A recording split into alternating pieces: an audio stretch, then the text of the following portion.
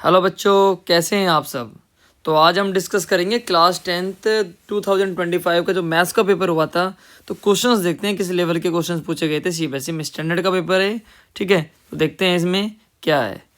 तो अभी देखते हैं। सबसे पहले आपको दोनों मीडियम मिलेंगे, इसमें हिंदी मीडियम भी इंग्लिश मीडियम भी। आपको पेपर पैटर्न पता ही होगा। इस वीडियो के अंदर हम केवल एमसीक्यू सोल्व करेंगे। ऐसे इसके 4 पार्ट होंगे। तो चारों पार्ट में पहले section A B C D, और कोशिश करूँगा किसी एक पार्ट के अंदर मैं केस स्टडी को भी इंक्लूड करूँ। क्लियर है। तो टोटल 38 क्वेश्चंस होंगे। और सबसे पहले हमारे पास जो क्वेश्चंस होंगे उसमें 5 सेट होंगे, ठीक है। फर्स्ट में हमारे पास एमसीक्यू होंगे 1 to 18, 19 और 20 भी एमसीक्यू होंगे, लेकिन वो असर्शन रीजन वाले क्वेश्चन है। अगर मतलब आपको नॉलेज अच्छी है तो आप इजीली उनको कर पाएंगे। क्लियर। सो सेक्शन बी में 5 क्वेश्चंस रहेंगे। सेक्शन सी में 6 क्वेश्चन होंगे, each question of 3 marks. And यहाँ पर होंगे 4 क्वेश्चंस, बहुत इंपॉर्टेंट पोर्शन है ये। और लास्ट 3 क्वेश्चन होंगे केस बेस्ड क्वेश्चन, बिल्कुल आसान क्वेश्चन होंगे ये। ओके। सो ओवरऑल चॉइस भी आपको मिलेगी, इंटरनल चॉइस आपको मिलती है कि सेक्शन के अंदर आपको 2 क्वेश्चन के अंदर चॉइस मिलेगी। पाई की वैल्यू आपको 22/7 लेनी है जब तक कि कहा ना जाए, और कैलकुलेटर का यूज़ नहीं करना है। तो चलते अपनी स्टार्ट करते हैं वीडियो, देखते हैं। पहला जो क्वेश्चन है, alpha and beta are the zeros of the polynomial such that alpha plus beta plus alpha beta is -2/3। भाई ये हमें गिवन है। आपको मैंने बताया था, एक वीडियो मैंने पोलिनोमियल के ऊपर डाली हुई है कि अल्फा प्लस बीटा जो है वो होता है जी -b/a। क्लियर है। और अल्फा बीटा होता है जी c/a। ओके।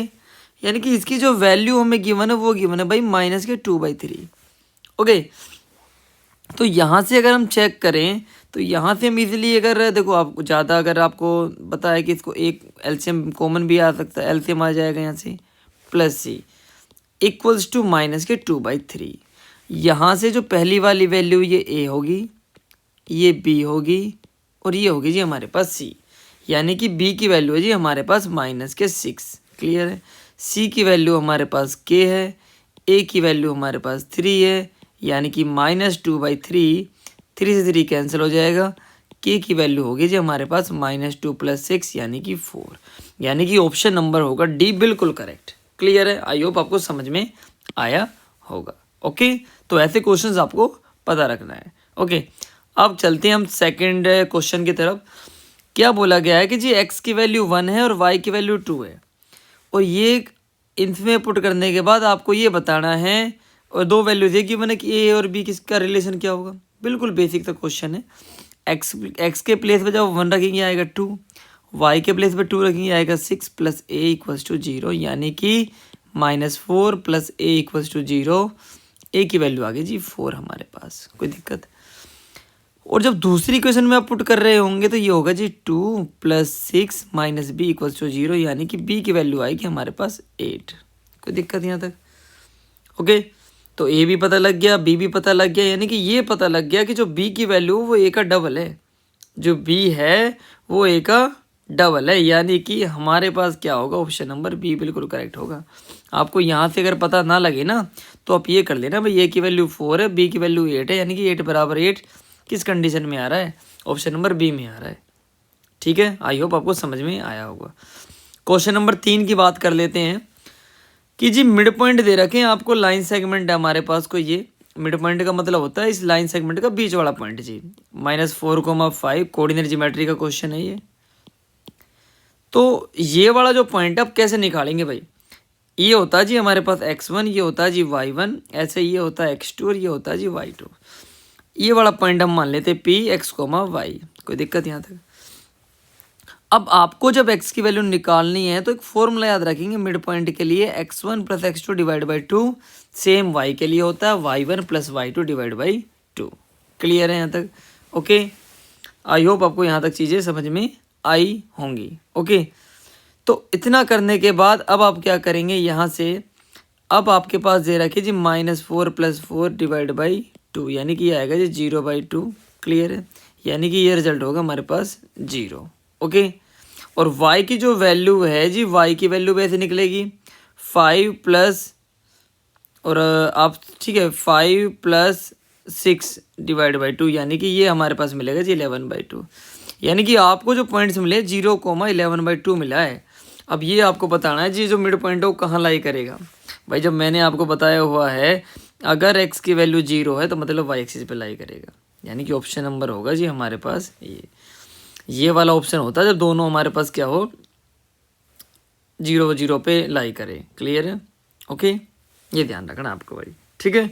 और अगर मान लीजिए x और y की कोई भी वैल्यू आ जाए, मान लीजिए x की 2 है y की 5 है, तो उसके इसके अंदर हमारे पास जो रिजल्ट होगा वो ऑप्शन नंबर डी होगा, क्योंकि ना तो वो x पे कर रहा है ना वो y पे कर रहा है, वो क्वाड्रेंट के अंदर कर रहा है। क्लियर है? ये चीज़ आपको पता होनी चाहिए, ठीक है भाई। अब देखते हैं नेक्स्ट वाला क्वेश्चन। ये क्या कहता है जी आपसे कि थीटा दे रखा भाई एक्यूट एंगल 7 + 4 sin थीटा = 9। बहुत प्यारा क्वेश्चन है। आपसे ये बोला गया है क्या वैल्यू होगी। तो यहाँ पर ना ऐसे क्वेश्चन में आप क्या करें, ये क्वेश्चन बहुत बेसिक होते हैं। आप क्या करें यहाँ से ना वैल्यूज को पुट करना सीख दें। अगर मान लीजिए मैं 30 पुट करता हूँ यहाँ, तो sin 30 होता है जी मेरे पास 1/2।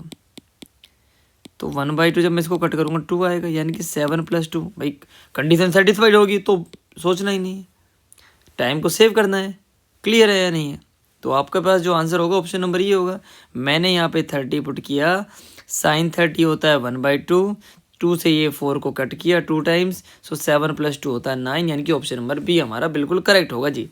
क्लियर है? या फिर आपके पास दूसरा ऑप्शन यही है कि 9 से 7 गया 2, sin थीटा = 1/2, और 1/2 कितने पर होता है भाई हमारे पास sin 30 पर होता है, और ये कैंसिल हो जाएगा, थीटा = आएगा जी 30 डिग्री। यानी कि दूसरा तरीका आपके पास ये है।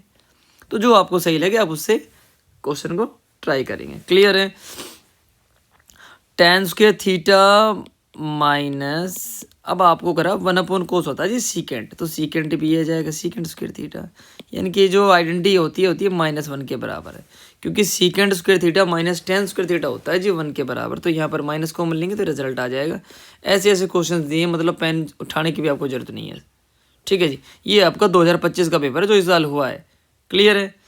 अब देखो ये कोई क्वेश्चन दिया है, कहता है जी एचसीएफ दे रखा 98 और 28 का m, एलसीएम दे रखा है n, तो आपको बताना है कि जी n - 7m क्या होगा। तो अगर भाई मैं यहाँ से इन दोनों का एचसीएफ निकालूँ तो मेरे पास लगभग ये आंसर जो आएगा वो आएगा जी 14। भाई 14 एचसीएफ आ जाएगा, क्योंकि 14 से ये नंबर भी डिवाइड है, ये भी डिवाइड है, मतलब m की जो वैल्यू पता लगी वो मिल गई जी मुझे 14। क्लियर है यहाँ तक? अब आते हैं जी एलसीएम। तो एलसीएम के केस में क्या काम करना है जी, 98 और 28 का जो एलसीएम होगा वो लगभग क्या होगा। देखो वैसे बड़े नंबर के टेबल पढ़ते हैं, लेकिन 98 की आप टेबल पढ़ोगे फिर 28 की पढ़ोगे, तो इससे अच्छा आप ये अप्लाई कर लें, ठीक है जी। तो ये लगभग जाएगा हमारे पास, पहले 14 से कर लेते हैं क्योंकि हमें तो बस एलसीएम निकालना है। तो ये लगभग आएगा जी 14 7 जा 91, सॉरी × 2, यानी कि ये आएगा हमारे पास 196। क्लियर है? तो जो हमारे पास जो एलसीएम आया है जी वो आया 196। ओके, ठीक है जी।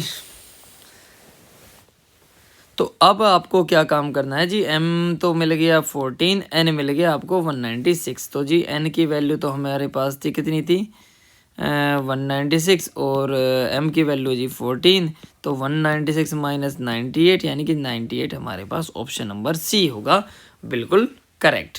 ओके, आई होप आपको यहाँ तक चीज़ें समझ में आई होंगी। अगली बात कर लेते हैं भाई, tangents drawn at the extremes of the diameter of a circle. भाई हमारे पास सर्कल दे रखा है, ये दे रखा है जी आपको डायमीटर। अब इसमें क्या कहता है क्वेश्चन के अंदर कि हमारे पास ये है जी एक्सट्रीम्स। क्लियर है?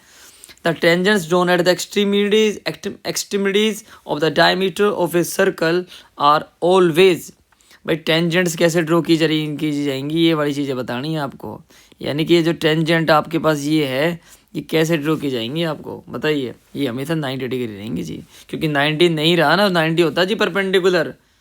क्लियर है? नहीं है तो ये ध्यान रखना आपको, क्योंकि रेडियस और टेंजेंट के बीच में हमेशा एंगल बनता है 90 डिग्री यहाँ पर, ठीक है, ये ध्यान रखना।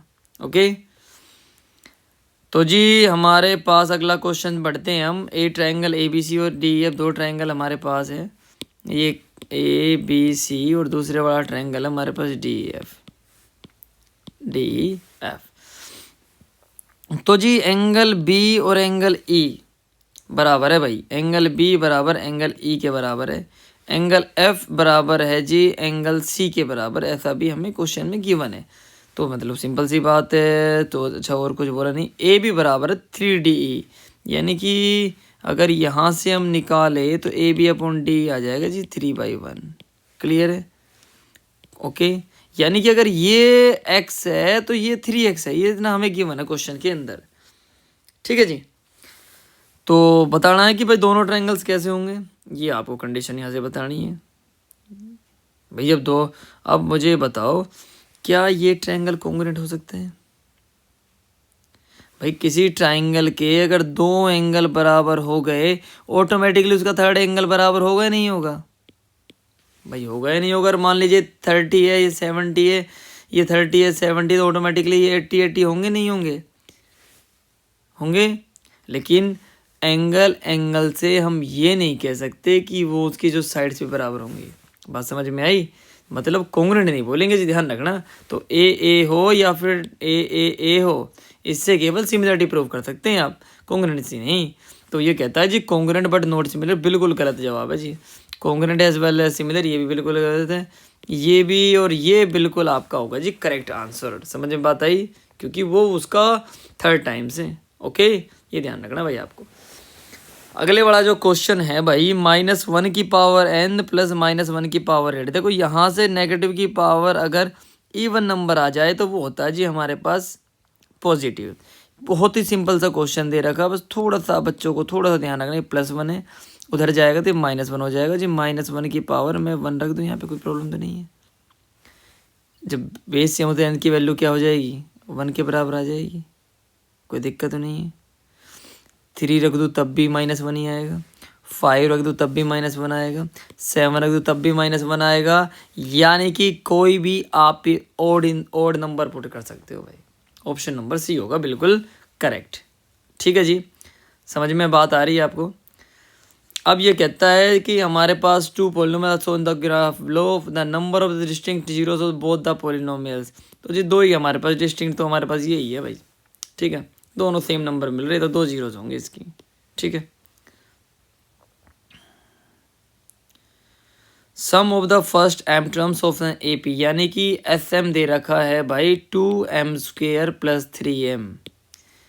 S1 आ जाएगा जी हमारे पास 2 + 3, यानी कि 5 आ जाएगा हमारे पास S1 की वैल्यू।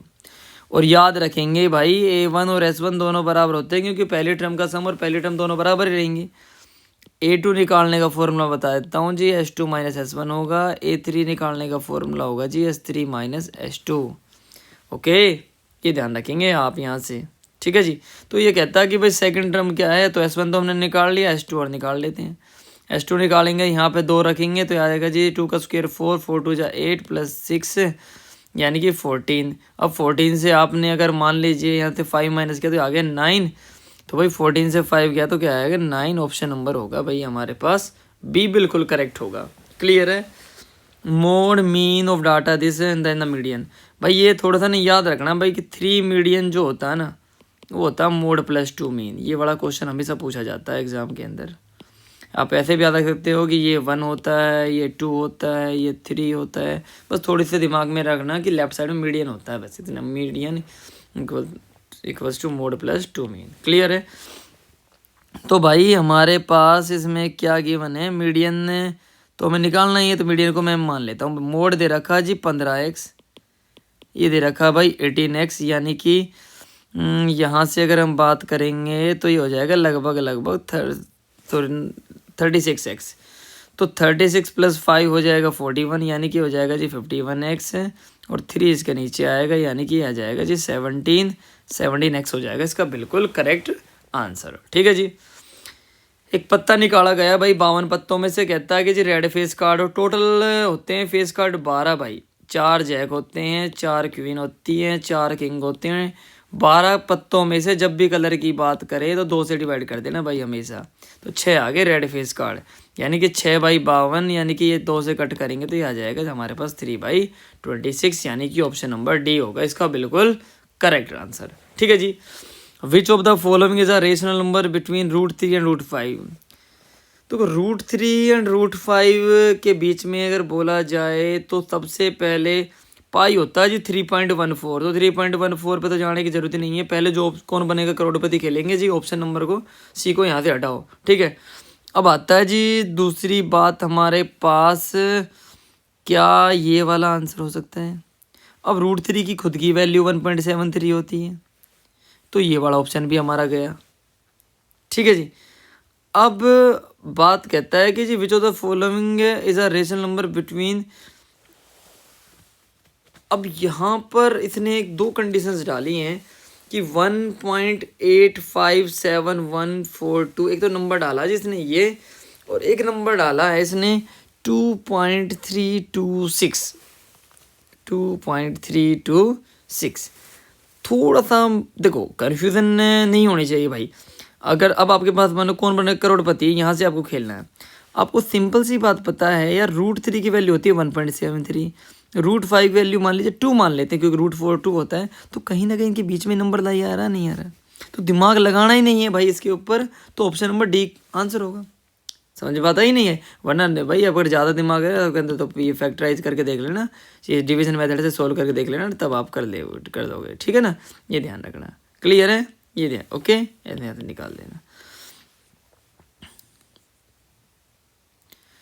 भाई। सेक्टर का एरिया दे रखा इतना, सेंट्रल एंगल दे रखा इतना, तो भाई इतना पता है तुम्हें 72/360 इंटू में हो जाएगा जी πr², और आपसे रेडियस पूछ लिया जी 40 पाई यहाँ दे रखा, पाई से पाई कैंसिल हो जाएगा, और भाई आपसे ये कट जाएगा जी लगभग 6 टाइम्स, और ये हो जाएगा r² इक्वल्स टू 240, और 240 का होता है जी 240 का क्या स्क्वायर रूट होगा भाई, θ/360 इंटू πr² हमने किया, 45 स्क्वायर यूनिट्स यहाँ पर गिवन था, तो पाई से पाई हमने कट किया, ये जाएगा आपका 5 टाइम्स जाएगा भाई ये, तो ये हो जाएगा लगभग 200, आर की वैल्यू आ जाएगी जी 10√2, ठीक है जी। तो ऑप्शन नंबर डी को ज़्यादा ही आ रहे हैं। तो भाई POB कहता है आपसे 115 और 100 APO निकालना है आपको।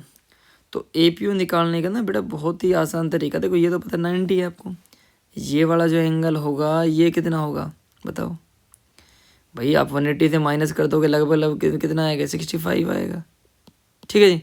और ना वैसे भी आपको पता है कि इसका और इसका दोनों का सम मिला के ये आना है, तो 90 में कितना जोड़े यार कि 115 आ जाए, 25 जोड़ दे, तो ऑप्शन नंबर ए कर दें, तो ऑप्शन नंबर ए बिल्कुल करेक्ट होगा जी। आपका रेडियस और टेंजेंट के बीच बनता है एंगल भाई 90 डिग्री का, ध्यान रखेंगे आप, ठीक है ना। 17 क्वेश्चन है जी, पतंग उड़ रही है 150 मीटर ऊंची भाई, it is attach to a string incline at angle of 30 degree with the horizontal. ये मान लीजिए यहाँ पर एंगल बना रहा है भाई 30 डिग्री का, लेंथ बतानी है, ये निकालना है। पहला क्वेश्चन है सर्कस के कलाकार वाला, NCERT के अंदर, ठीक है ना। तो आपको निकालना है कि भाई परपेंडिकुलर अपॉन हाइपोटेन्यूस पता नहीं है, sin 30 होता है 1/2, एक्स की वैल्यू हो जाएगी 300। बताओ ये क्वेश्चन दिए, CBSE बिल्कुल गरीब बोर्ड है, कुछ भी क्वेश्चन, एक भी क्वेश्चन का स्टैंडर्ड अच्छा नहीं है इनका, ठीक है। थोड़ी सी बस आप मेहनत करके जाएं, PYQ करें, 26-25 के जो सैम्पल पेपर से सेल्फ स्टडी के साइड पर हैं उनको आप करें और अपना, ठीक है, रिजल्ट अपना अच्छा बनाए। क्लियर है भाई। एक पीस ऑफ वायर 20 सेंटीमीटर लंबी कोई वायर है, उसको भाई ये है आपके पास 20 सेंटीमीटर लंबी वायर, रेडियस दे रखी है जी इसकी, इसमें क्या कहता है कि into the form of an arc of circle of radius दे रखी है 60/π सेंटीमीटर। तो भाई इसको क्या कर दिया गया है कि एक सर्कल की आर्क बना दिया गया है इससे, मान लीजिए ऐसे है तो ये आर्क बना दी मान लेते हैं, और रेडियस की वैल्यू दे रखी है भाई 60/π। Angle subtended by the arc at the centre of the circle. भाई ये एंगल पूछा गया, बहुत ही खतरनाक क्वेश्चन है, एक तो क्वेश्चन का स्टैंडर्ड थोड़ा सा ये लगे थोड़ा बहुत ये कर लेते हैं, और ये हमें दे रखा है जी, और जो इसकी जो उससे बनाया गया तो 20 रहेगी, सिंपल सी बात है यार, ठीक है, ज़्यादा सोचना ही नहीं है, थीटा निकालना है। और भाई आर दे रखा आपके पास कितना, θ/360 को यहीं पे रखेंगे, पाई भी यहीं रखेंगे, आर रख देंगे 60/π, पाई से पाई कट कर देंगे, बराबर रख देंगे 20, 2 से कट कर देंगे 10, ये आ जाएगा 1/6 इक्वल्स टू θ/360 यानी कि 60 डिग्री। ऑप्शन है भाई, ये वाला लगा देंगे यहाँ से, ये याद रखेंगे, ये होता है लेंथ ऑफ आर्क का फॉर्मूला, और लेंथ ऑफ आर्क तो वही है, ठीक है ना। तो ये समझ में आपको आया गया होगा। और भाई ये कहता है सर रीजन वाला और क्वेश्चन देख लेते हैं, पर उसके बाद तो शायद केस स्टडी, हाँ सेक्शन बी हो जाएगा, नेक्स्ट पार्ट के अंदर देखेंगे। आपको अच्छा लगा तो बताना, ठीक है। तो पिछले साल के 5 साल के पेपर और 10-15 अपने सैम्पल पेपर करके जाओ, एनसीईआरटी बुक अच्छे से करो, कॉन्सेप्ट क्लियर करो, ज़्यादा भड़क लेने की जरूरत नहीं है। मार्क्स आपके 95+ आ जाएंगे। थोड़ा बहुत अगर मन कर रहा है तो आप एग्जाम्पलर के क्वेश्चन उठा दे सकते हो, ठीक है। ये ध्यान रखो, टेंशन ना रखे दिमाग के अंदर, बस प्रैक्टिस करते रहे, रिजल्ट अपने आप ऑटोमेटिक अच्छा होगा, ठीक है। क्लियर है। तो भाई 19 और 20 क्वेश्चन में बोला गया है कि ये सही है, ठीक है। कहता है कि the probability of selecting number from the number 1 to 20 is 1। भाई कैसे हो जाएगी प्रोबेबिलिटी, तो 1 हो ही नहीं सकती। क्लियर है यहाँ तक। 1 से मान लीजिए मैंने 5 लिया, तो 5 बाई 20 के 1/4 आएगा, तो गलत ही कह रहा है बिल्कुल। कहता है कि for an event E if then E is called a sure event. बताओ भाई, प्रोबेबिलिटी अगर किसी इवेंट की बंदे रखी, यस अगर 1 होती श्योर इवेंट होता है, ये बिल्कुल करेक्ट है। रीजन सही है भाई, वो गलत है, यानी कि हमारे पास क्या है, और इसका उस करेक्ट एक्सप्लेनेशन वाली तो कोई बात ही नहीं है, वो तो बिल्कुल ही गलत है, ठीक है ना। तो ए वाला गलत हो जाएगा जी, और बी वाला सही हो जाएगा, यानी कि ऑप्शन नंबर डी होगा, पहले इसके अंदर होगा option number D. If we join 2 hemisphere of the same radius along their basis then we get a sphere. समझ में बात आई। 2 हेमिस्फीयर को आप ज्वाइन करते हैं तो भाई ये बन गया हमारे पास छोटे वाला कटोरा, एक ये बन गया भाई। तो जी कहता है कि same radius along their basis with an we get a sphere. Yes मिलेगा भाई, स्फीयर ही मिलेगा, ठीक है जी। छोटा surface area of sphere of radius, और स्फीयर का ये गलत हो जाएगा। कंडीशन यहाँ सही थी, लेकिन यहाँ पर टीएस से कहता स्पेयर की बात, क्योंकि 2πr² इसका 2πr² वो, ठीक है, इसका एक्सप्लेनेशन नहीं है। पहली वाली कंडीशन सही है, दूसरी वाली कंडीशन गलत है जी हमारे पास, ठीक है। ओके, ये ध्यान रखना वैसे, ठीक है जी। तो ऑप्शन नंबर भी, पहली वाली कंडीशन सही है, दूसरी गलत है, यानी कि ऑप्शन नंबर सी होगा इसका। तो बेटा आई होप आपको समझ में आया होगा। अगर आपको सही समझ में आया हो तो अपने दोस्तों के साथ शेयर करें, तभी मैं इसकी पार्ट नंबर 2 लेके आऊँगा। ओके, मिलते हैं नेक्स्ट वीडियो के अंदर, तब तक के लिए टाटा बाय बाय।